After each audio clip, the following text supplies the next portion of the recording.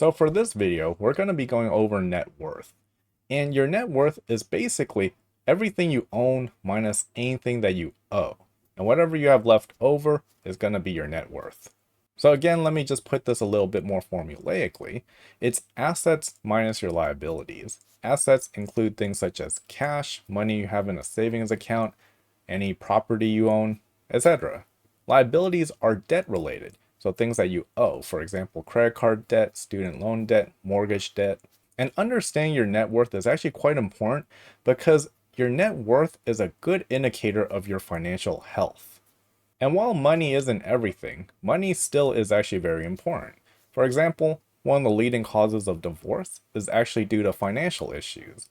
One of the leading causes of stress for the majority of Americans is also due to financial issues. So really, money is actually still very important in our society because it's still important for your well-being and your overall quality of life.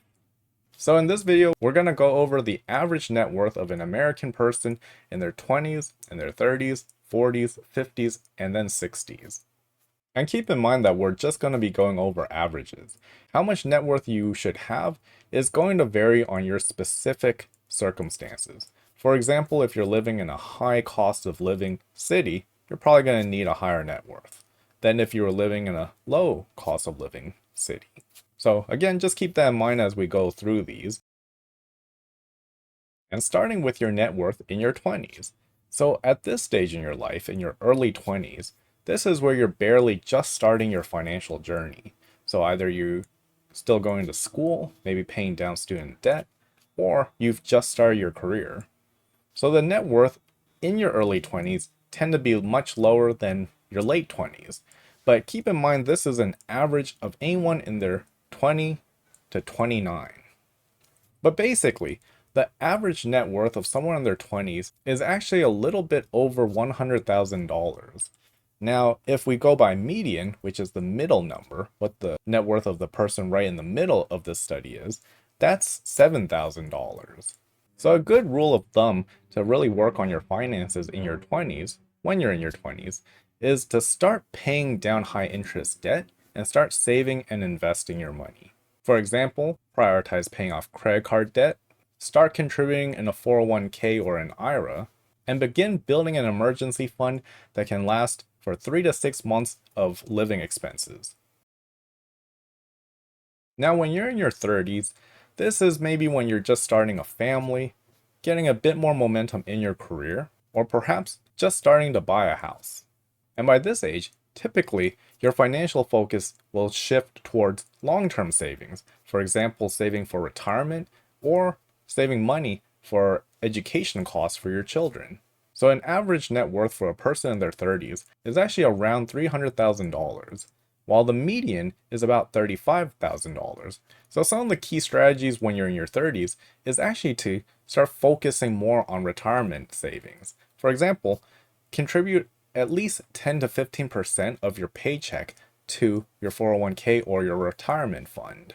If possible, increase your retirement contributions whenever you get a bonus or a raise, and start or continue investing in diversified assets, for example, the stock market, into bonds, real estate, etc. When you're in your 40s, these are usually your peak earning years, somewhere between 45 to 54. At this point, you should be focused on building significant savings for retirement. Many people in this age range usually have a mortgage, but their net worth continues to grow as they accumulate assets and pay off debt. However, many people at this age are actually still working to build financial stability. But the average American in their 40s has a net worth of $750,000, while the median is $125,000. So for the key strategies in your 40s, again, the goal here is to really focus on saving more for retirement. So maximize your 401k contributions and take advantage of any employer matches. Make sure you pay off any high interest debt and definitely try to work on paying down your mortgage loan. And at this point, you can also consider adding investing into real estate that can generate you rental income or into stocks that pay dividends. Your 50s are actually very critical for retirement planning because retirement is just around the horizon. And this is the time to really ensure that your savings will be enough for retirement. But usually at this age range is when people are at their highest net worth because they've accumulated a lot of money, because they've paid off most or all of their mortgage, and have been growing their portfolio. So the average net worth of someone in their 50s is $1.4 million, about that amount, while the median is almost $300,000. Some key strategies that you can deploy here are consider some catch-up contributions to your retirement account. Because if you're 50 or older, you can actually contribute an additional $7,500 every year. Now, you should also evaluate that the amount of money that you have saved for retirement will actually align with your spending habits and the type of lifestyle that you want. And if you still have a mortgage, then focus on paying off that mortgage loan and becoming debt-free before retirement. For many people, your 60s is going to basically be when you're transitioning from working life to retirement life. And by this stage, ideally, you've accumulated enough wealth to comfortably live off your savings and your investments. Now, the average net worth of someone in their 60s is just about 1.7 million, while the median is about $450,000. So for key strategies, again here, you really want to make sure at this point before retirement that you actually have enough for your retirement. Make sure that you have roughly enough money for 20 to 30 years of retirement. And as an additional note, the average life expectancy of a man in the US is about 74 years old, and for women, is about 79 years old. Consider downsizing if needed, or just in general, reduce other costs. And continue focusing on generating income from, let's say, rental properties or dividend paying investments that you still have. And that's pretty much almost all I have for this video.